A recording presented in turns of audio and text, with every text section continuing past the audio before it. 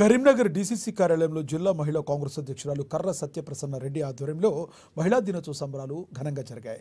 ఈ సందర్భంగా ఏర్పాటు చేసిన కేక్ను కట్ చేసి ఆ తర్వాత కార్యక్రమాన్ని ఉద్దేశించి మాట్లాడారు. కాంగ్రెస్ పార్టీ మొదటి నుండి మహిళలకు అధిక ప్రాధాన్యత ఇవ్వడం జరిగిందని, ముఖ్యమంత్రి రేవంత్ రెడ్డి పాలనలో మొట్టమొదటిసారిగా మహిళల సంక్షేమమే లక్ష్యంగా పలు సంక్షేమ పథకాలను ప్రవేశపెట్టడం జరిగిందని తెలిపారు. అంతర్జాతీయ మహిళా దినోత్సవ శుభాకాంక్షలు తెలియజేసుకుంటూ ఈరోజు మా మహిళా కాంగ్రెస్ ఆధ్వర్యంలో మా డీసీసీ ఆఫీస్లో మా తోటి మహిళలందరితో పాటు ఘనంగా కేక్ కట్ చేసి సంబరాలు చేసుకోవడం జరిగింది.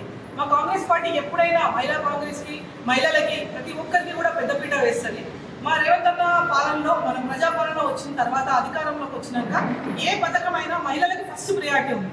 ఉచిత బస్సు కానివ్వండి, ఉచిత బస్సుతోనే చాలా మంది మహిళలకి మేలు జరుగుతుంది.